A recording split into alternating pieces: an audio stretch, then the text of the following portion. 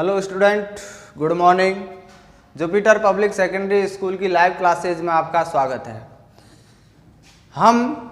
हमारी ये जो लाइव क्लासेज चल रही हैं, इन क्लासेजों में समास के बारे में चर्चा कर रहे थे। पिछली जो क्लास थी उसमें हमने समास के बारे में जानकारी प्राप्त की थी। समास क्या होता है, उसकी डेफिनेशन क्या है, उसका अर्थ क्या है, उसके बाद सामासिक पद क्या होते हैं, समास विग्रह कैसे किया जाता है, सामासिक पद के कितने भाग होते हैं, ये सामान्य जानकारी हमने पिछली क्लास में प्राप्त की थी। इन जानकारियों के अलावा हमने समास के भेदों के बारे में भी बातें की थी, जाना था कि समास के भेद कितने होते हैं, पहचान कैसे होती है, और दो भेदों के बारे में भी पढ़ा था। एक पढ़ा था हमने अव्ययीभाव समास और दूसरा पढ़ा था कर्मधारय समास। तो अव्ययीभाव समास के बारे में हमने जानकारी प्राप्त करते हुए देखा था या समझा था कि जो अव्ययीभाव समास होता है उसका पूर्व जो पद होता है वह अव्यय या उपसर्ग होता है और वही पद प्रधान भी होता है। दूसरा जो था कर्मधारय समास, उसमें हमने देखा था कि जो सामासिक पद है उसके पूर्व पद और उत्तर पद में विशेषण विशेष्य या उपमेय उपमान का संबंध पाया जाता है। विशेषण जो विशेषता बताते हैं, विशेष्य जिसकी विशेषता बताई जाती है, ऐसे उपमेय जिसकी तुलना की जाती है और उपमान जिससे तुलना की जाती है। तो इस तरह हमने वो सामान्य जानकारी प्राप्त की थी कर्मधारय समास के बारे में और अव्ययीभाव के में। आज हम पढ़ेंगे तत्पुरुष समास के बारे में।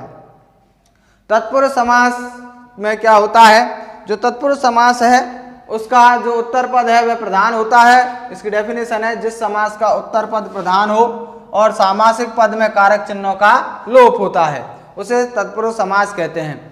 उत्तर पद प्रधान होता है, मुख्य होता है उत्तर पद। इसमें तत्पुरुष समास में उत्तर पद मुख्य होता है और जो सामासिक पद होता है उसमें कारक चिन्हों का लोप होता है। कारक चिन्हों से मतलब जो हमारे कारक होते हैं आठ कारक होते हैं, कर्ता कारक से लेकर संबोधन कारक तक 8 कारक होते हैं। उन कारकों का जो चिन्ह है विभक्ति चिन्ह, उन्हीं को कारक चिन्ह या विभक्ति चिन्ह कहा जाता है। जैसे कर्ता कारक का विभक्ति चिन्ह होता है ने, कर्म का होता है को, करण का होता है से या के द्वारा। इस तरह से 8 जो कारक हैं उन सब के बारे में हम बाद में चर्चा करेंगे। तो वो जो कारक हैं उन कारकों के आधार पर ही इस तत्पुरुष समास के भेद माने जाते हैं। लेकिन कारक होते हैं हमारे 8 और 8 कारकों में से एक तो कर्ता कारक और एक अंतिम जो होता है संबोधन कारक। इन 2 का प्रयोग इस तत्पुरुष समास में नहीं होता। इन 2 का प्रयोग नहीं होता है इन कारकों का। बाकी बचे 6, ये 2 हटा दिए तो 6 जो होते हैं कर्म से लेके और अधिकरण कारक तक, ये जो 6 कारक होते हैं इन 6 कारकों के आधार पर तत्पुरुष समास के भेद माने जाते हैं। जैसे कर्म तत्पुरुष समास, करण तत्पुरुष समास, संप्रदान तत्पुरुष समास, अपादान तत्पुरुष समास। इस तरह से ये तत्पुरुष समास के भेद माने गए हैं कारकों के आधार पर 6 तो कारकों के आधार पर होते हैं। इसके अलावा भी और तत्पुरुष समास के भेद होते हैं, जैसे नन तत्पुरुष समास, अलुक तत्पुरुष समास। तो उनके बारे में हम बाद में चर्चा करेंगे। लेकिन धीरे धीरे एक एक जो कारक चिन्ह है उसके बारे में, कारक चिन्हों के बारे में, विभक्ति चिन्हों के बारे में, कैसे तत्पुरुष समास के भेद बनते हैं उनके बारे में चर्चा करते जाते हैं। तो पहला है कर्म तत्पुरुष समास। फर्स्ट है कर्म तत्पुरुष समास। और कर्म कारक का जो विभक्ति चिन्ह होता है, कर्म कारक का विभक्ति चिन्ह होता है को। इस को का सामासिक पद में लोप होता है। कर्म कारक का जो कारक चिन्ह है, विभक्ति चिन्ह है को, उसमें जो सामासिक पद होता है, कर्म तत्पुरुष का सामासिक जो पद होता है उसमें को का लोप होता है। को लिखा नहीं जाता, लेकिन समास विग्रह जब करते हैं तो को लिखते हैं। पूर्व पद और उत्तर पद के मध्य में को लिख दिया जाता है। जैसे स्वर्ग प्राप्त, स्वर्ग प्राप्त, तो इसमें पूर्व पद स्वर्ग है और उत्तर पद प्राप्त है। तो इसका समास विग्रह पूर्व पद को लिख दिया स्वर्ग और उत्तर पद को लिख दिया प्राप्त, बीच में लिख दिया हमने को। तो इस तरह समास विग्रह करते हैं। पूर्व पद और उत्तर पद के मध्य में को लिख दिया जाता है, ये स्वर्ग को प्राप्त। इस तरह समास विग्रह हो जाता है कर्म तत्पुरुष में। इसी तरह जेब कतरा सामासिक पद है, जेब कतरा, तो जेब को कतरने वाला, कतरने वाले का मतलब काटने वाला है। पॉकेट को जो कट कर लेता है वो जेब कतरा, पॉकेट कटर कहलाता है। जेब को कतरने वाला यानी काटने वाला। ऐसे ही प्राप्तोदक, इसमें गुण संधि है। प्राप्तोदक में इसका जो संधि विच्छेद होता है वो होता है प्राप्त प्लस उदक। उदक का अर्थ होता है जल, प्राप्त यानी उदक को प्राप्त, जल को जो प्राप्त हो जाता है वो प्राप्त उदक कहलाता है। उदक यानी जल होता है। समास विग्रह करते समय मैंने पहले भी पिछली क्लास में भी बताया था कि जहां तक संभव है हमें सामासिक जो पद है उसी के शब्द का प्रयोग समास विग्रह में करना है। सामासिक पद में जो शब्द आया है उसी शब्द का प्रयोग हमें समास विग्रह में करना है, और प्रभावी यदि दिखाना है तो उसका अर्थ हमें ब्रैकेट में लिख देना है। उसका अर्थ जैसे हमने उदक का अर्थ लिख दिया जल, ऐसे कोष्ठक में उसका अर्थ लिख देते हैं। अगला है जैसे इसी का एग्जाम्पल शरणागत, शरण प्लस आगत दीर्घ संधि है, शरण प्लस आगत दीर्घ संधि हो गई। शब्द जब तक हमारे अलग अलग नहीं होंगे, हमें शब्द का दो भागों में बांटना, पूर्व पद और उत्तर पद का जब तक हम पता नहीं करेंगे समास विग्रह नहीं हो सकता है हमारा। तो उसी तरह इसका देखो शरण प्लस आगत, तो इसका समास विग्रह हो गया शरण को आगत, शरण को आगत। ठीक है, तो आगे ये हमारा कर्म तत्पुरुष था। अगला है हमारा करण तत्पुरुष। करण कारक का जो विभक्ति चिन्ह होता है वो होता है से या के द्वारा। करण कारक वहां होता है जिस साधन के द्वारा हम कार्य करते हैं, जिस साधन के द्वारा हम कार्य किया जाता है हमारे द्वारा, वहां करण कारक होता है उस साधन में। तो इसका होता है से या के द्वारा। देखो इसका जो समासिक पद होता है उसमें इन विभक्ति चिन्ह जो से या के द्वारा है दोनों ही होते हैं, इनका लोप होता है सामासिक पद में, लेकिन जब समास विग्रह करेंगे तो दोनों को लिख दिया जाएगा। जैसे अकाल पीड़ित समासिक पद है हमारा, सामासिक पद है अकाल पीड़ित, तो अकाल से पीड़ित समास विग्रह हो गया, अकाल से पीड़ित। रेखांकित अगला सामासिक पद है हमारा रेखांकित, तो रेखांकित का समास विग्रह किया हमने रेखा के द्वारा अंकित, रेखा के द्वारा अंकित, इस तरह हो जाएगा। अगला है आंखों देखी, आंखों देखी, आंखों से या के द्वारा, दोनों में से किसी भी विभक्ति चिन्ह का प्रयोग कर सकते हैं हम। से भी बनता है और के द्वारा, अर्थ दोनों का एक ही होता है, रेखा से अंकित या रेखा के द्वारा अंकित, अकाल के द्वारा पीड़ित या अकाल से पीड़ित, तो दोनों का प्रयोग एक ही अर्थ में आता है। तो हम लिखेंगे आंखों के द्वारा देखी गई या आंखों से देखी गई। जलावृत, जल प्लस आवृत, जल प्लस आवृत दीर्घ संधि है और इसका समास विग्रह होता है जल से आवृत। तो इस तरह ये दो हमारे भेद थे और ये दोनों का हमने समास विग्रह किया सामासिक पदों का। स्वर्ग प्राप्त, स्वर्ग को प्राप्त, यहाँ तो को से लगाते हैं। कर्म में ये बात ध्यान रखनी है कि सामासिक पद जो आया है उसका समास विग्रह करते समय कौन से कारक का विभक्ति चिन्ह आएगा।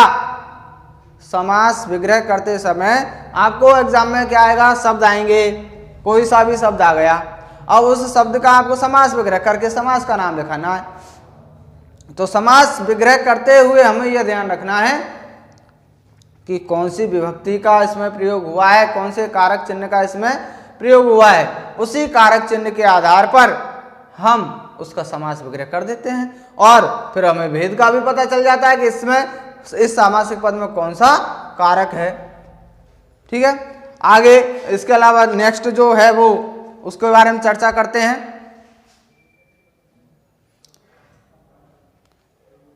तो देखिए अगला हमारा होगा कर्ता कर्म और फिर करण के बाद आता है संप्रदान कारक। तो संप्रदान के बारे में हम अभी चर्चा करेंगे आपसे। संप्रदान कारक वहां होता है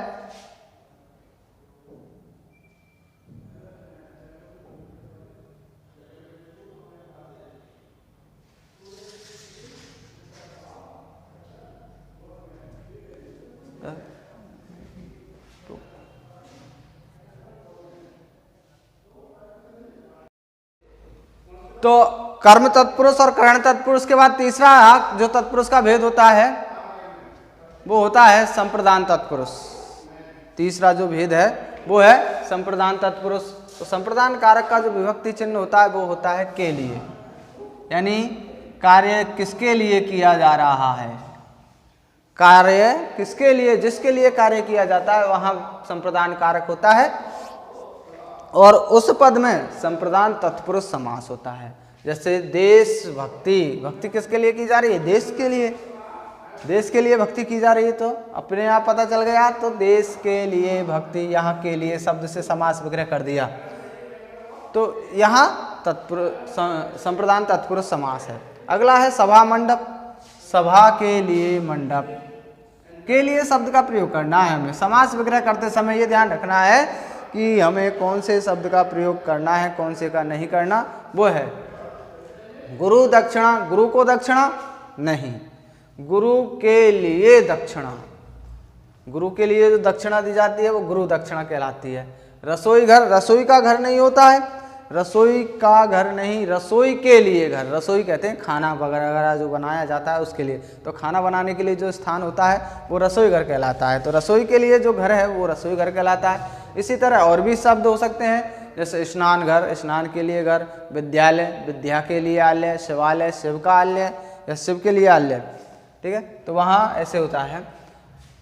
और भी शब्द हैं। तो इसके बाद है अगला जो हमारा है वो है अपादान तत्पुरुष। अपादान कारक का विभक्ति चिन्ह होता है से का मतलब यहाँ से आता है अलग होने के लिए। करण कारक का भी से होता है और अपादान कारक का भी से होता है, लेकिन जो करण कारक का होता है वो तो जुड़ने के अर्थ में आता है, साधन के लिए आता है, जिसके द्वारा जिस साधन से क्रिया की जाती है उसके लिए। लेकिन अपादान तत्पुरुष में जो कारक चिन्ह है, अपादान कारक का जो कारक चिन्ह है से, ये अलग होने के लिए आता है, इसका प्रयोग अलग होने के लिए किया जाता है। कोई वस्तु एक चीज़ से दूसरी चीज़ जब अलग होती है, एक स्थान से कोई व्यक्ति दूसरे स्थान के लिए जाता है तो पहले स्थान से अलग हो गया, एक स्थान से दूसरे स्थान, एक व्यक्ति से दूसरा व्यक्ति, मेरे पास से कोई यहाँ से गया है तो वो मुझसे अलग हो गया। इस तरह से अलग होने के अर्थ में अपादान कारक का प्रयोग किया जाता है। उसी प्रकार ही अपादान तत्पुरुष का प्रयोग होता है। जैसे पद मुक्त, पद मुक्त पद है, सामासिक पद है, इसका हम करेंगे पद से मुक्त। जो उसका पद था, जो भी स्थिति थी, उस स्थिति से वो मुक्त हो गया, आज़ाद हो गया, ये पद मुक्त है। पथ भ्रष्ट, पथ से भ्रष्ट, पथ यानी रास्ता, जो रास्ते से अलग हो जाता है, भ्रष्ट हो जाता है, अपने सही मार्ग से, सदमार्ग से अलग हो गया, सदमार्ग से विमुख हो गया, वो पथ से भ्रष्ट हो गया। पथ विमुख, पथ से विमुख, धर्म विमुख, धर्म से विमुख, विमुख यानी भी अलग होना होता है। पाप मुक्त, पाप से मुक्त हो, जो पाप से अलग हो गया। ऐसे देश निकाला, देश से निकाला, यानी देश से अलग हो गया, निकल गया है, वो देश से अलग हो रहा है। हर यहाँ सब कारक जो हैं वो अलग हो रहे हैं, एक पद दूसरे पद से अलग हो रहा है, प्रत्येक सामासिक पद अलग होने का भाव दे रहा है। इसी तरह इनके अलावा भी और उदाहरण हो सकते हैं, जैसे देश विमुख, पाप ऋण मुक्त, पथ विमुख, धर्म विमुख, पदच्युत, ऐसे बहुत सारे उदाहरण हैं जिनका हम इसमें प्रयोग करेंगे। कर्तव्य विमुख, कर्तव्य से अलग, ऋण मुक्त, ऋण से मुक्त, इस तरह से अपादान में आते हैं। फिर समझ लो एक बार, संप्रदान कारक का मतलब होता है, संप्रदान तत्पुरुष कहाँ होता है, संप्रदान कारक को जो विभक्ति चिन्ह है वो के लिए होता है। और इस संप्रदान तत्पुरुष के जो सामासिक पद हैं, जब हम इनका समास विग्रह करते हैं तो के लिए शब्द का प्रयोग इनके प्रथम पद और उत्तर पद के मध्य में कर दिया जाता है। जैसे देशभक्ति, देश के लिए भक्ति, सभा मंडप, सभा के लिए मंडप, इस तरह और बहुत सारे भी उदाहरण हैं। घुड़साल, जैसे एक शब्द आ जाता है घुड़साल, घुड़साल, घोड़े यानी घोड़ा, साल यानी भवन घर, तो घोड़ों के लिए, घोड़े के लिए साल या घोड़े के लिए भवन, ऐसे ही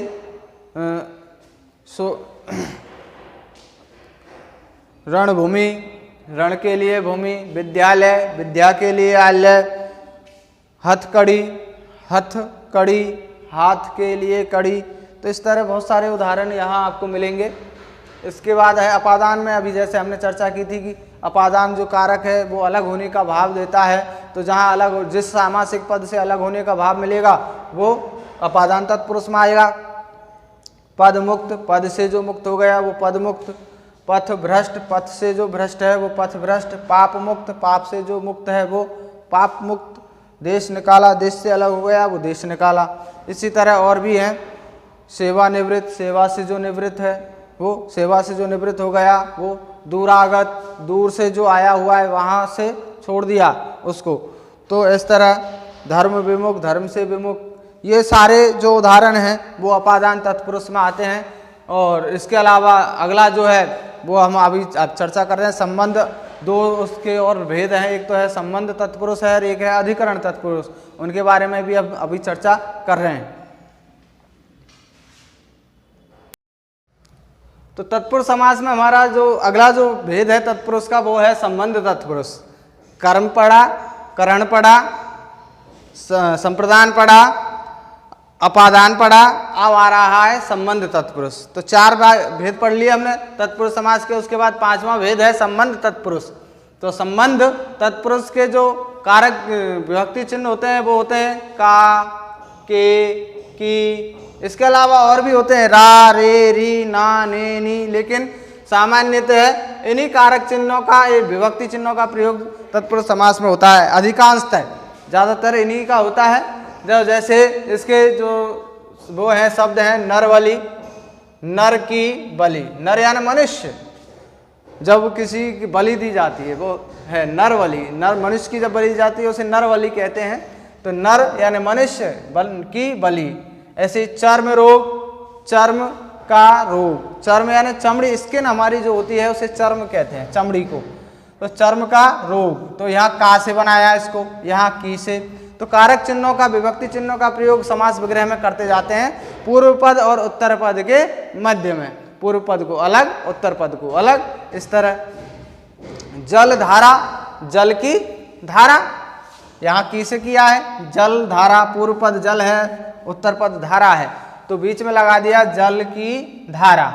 नगर सेठ, तो नगर सेठ में पूर्व पद नगर है, सेठ जो शब्द है, जो पद है वो उत्तर पद है, तो बीच में हमने प्रयोग किया का।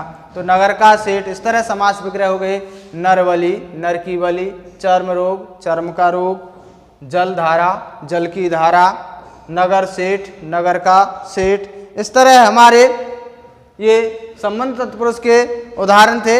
इसके अलावा और भी हो सकते हैं राजसभा, राजकुमार, सेनापति, राष्ट्रपति। इस तरह की बहुत सारे एग्जाम्पल हैं जो संबंध तत्पुरुष में आते हैं। इसके बाद है अगला अधिकरण तत्पुरुष। अधिकरण जो कारक होता है उसके विभक्ति चिन्ह होते हैं में, पर। एक और होता है पे, जिसका हिंदी में प्रयोग नहीं होता है। में, पर का ही ज़्यादातर प्रयोग होता है। और इसके जो सामासिक पद होते हैं उनमें में, पर जो विभक्ति चिन्ह है इनका लोप होता है, इनका लोप होता है। और जब समास विग्रह करेंगे तो सामासिक पद के पूर्व पद और उत्तर पद के मध्य में इनका प्रयोग किया जाएगा। जैसे नरोत्तम, तो संधि विच्छेद करो पहले, गुण संधि है इसमें, नर प्लस उत्तम। हमें शब्द का पता होना चाहिए कि पूर्व पद कौन सा है, उत्तर पद कौन सा है, तभी समास विग्रह जो वो सही हो पाएगा। नर प्लस उत्तम, तो नरों में उत्तम, उत्तम यानी श्रेष्ठ। उत्तम का अर्थ होता है श्रेष्ठ। तो मनुष्यों में जो श्रेष्ठ है उसे नरोत्तम कहते हैं। धर्म प्रवृत्त, धर्म में जो प्रवृत्त है, धर्म में जो लगा हुआ है वो धर्म प्रवृत्त कहलाएगा। घुड़सवार, घोड़े पर जो सवार है वो घुड़सवार कहलाता है। घोड़ का बन जाता है घोड़ा, और सवार शब्द का सवार ही आएगा। तो जब इसका समास विग्रह, समासिक पद बनाएंगे, घोड़े पर सवार का समास विग्रह बनाएंगे तो घोड़े शब्द की जगह घुड़ शब्द हो जाता है, घोड़ा की जगह घुड़ हो जाता है। तो फिर समास विग्रह करते हैं तो वही मूल शब्द आ जाता है घोड़ा। इसी तरह जलमग्न, जलमग्न, जल में मग्न, पूरी तरह से जो जल में लीन है, जल में से आप्लावित है, वो जलमग्न कहलाता है। जल में मग्न, जल से मग्न, जल में मग्न हो गया। इस तरह ये हमारे दो संबंध तत्पुरुष समास के भेद थे, संबंध तत्पुरुष और अधिकरण तत्पुरुष। फिर समझ लो, संबंध तत्पुरुष के जो कारक चिन्ह होते हैं का, के, की, इनका प्रयोग समास विग्रह, सामासिक पद का जब हम समास विग्रह करते हैं उस समय प्रथम पद और उत्तर पद के मध्य में कर दिया जाता है तो समास विग्रह हो जाता है। जैसे हमें पूर्व पद और उत्तर पद का पता होना चाहिए बस, जैसे नर बलि, नर बलि, नर की बलि। चर्म रोग, चर्म का रोग। पूर्व पद चर्म है, उत्तर पद रोग है। इसी तरह जल धारा, तो जल और धारा दो पद हैं, तो जल की धारा। नगर का सेठ, नगर सेठ। इस तरह ये समास विग्रह हो जाते हैं। इसके बाद हमने अधिकरण पढ़ा है, तो जैसे अधिकरण में कारक चिन्ह होते थे मैं, पर, में और पर। तो जब हम समास विग्रह करेंगे तो इनका प्रयोग करेंगे प्रथम पद और उत्तर पद के मध्य में। नरों में उत्तम, उत्तम यानी श्रेष्ठ। मनुष्यों में श्रेष्ठ जो है नर प्लस उत्तम। धर्म प्रवृत्त, धर्म प्रवृत्त। घुड़सवार, पहला पद है घुड़, घुड़ का मूल शब्द है घोड़ा, और दूसरा उत्तर पद है सवार। इसी तरह इसका समास विग्रह है घोड़े पर सवार। तो जलमग्न, जल में मग्न। पूर्व पद जल, उत्तर पद मग्न, तो जल में मग्न हो गया। तो इस तरह ये हमारे तत्पुरुष समास था। इसके बाद मैं यह उम्मीद करता हूं कि कुछ ना कुछ ये तत्पुरुष समास आपकी समझ में कहीं ना कहीं आया होगा। थोड़ा बहुत, ज़्यादा वो नहीं है डिफिकल्ट, पर हमें एक बार समझने की आवश्यकता है। अब आपकी समझ में कितना आया कितना नहीं आया, इसके लिए मैं आपको ये 10 वर्ड दे रहा हूँ अभ्यास के लिए। सर्वज्ञ, विकासोन्मुख, तुलसीकृत, गौशाला, मनगढ़ंत, प्रौढ़ शिक्षा, लाभ रहित, कन्यादान, जगन्नाथ, कविराज। ये 10 शब्द हैं जिनके आंसर आपको कमेंट बॉक्स में देने हैं, और ये आपको हल करने हैं और इनके आंसर कमेंट बॉक्स में देने हैं, जैसा भी आपको आता है वैसा। और मैं आपसे फिर एक बात कहूँगा कि ये जो विपरीत समय जो चल रहा है, कठिन जो समय चल रहा है, इस समय का हम सदुपयोग करें, घर पर रहकर अध्ययन करें।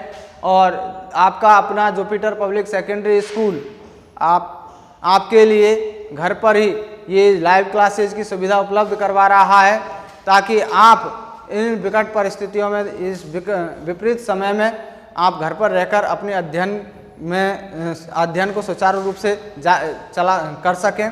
आगे आपकी जो न्यू सत्र सेशन जो है, न्यू सेशन 2020-21, तो ये आपका स्टार्ट हो चुका है, और इसके लिए लाइव क्लासेज हैं। आप पेरेंट्स से भी मैं ये निवेदन करूंगा कि वो भी अपने बच्चों का सहयोग करें, उनके साथ समय बिताएं, सहयोग करें, और ये क्लासेज जो चल रही हैं, लाइव क्लासेज जो आपके पास आ रही हैं, इनमें उनका साथ दें, उनको समझाएं। ठीक है, इसी के साथ ये क्लास यहीं पर समाप्त करते हैं। नमस्कार।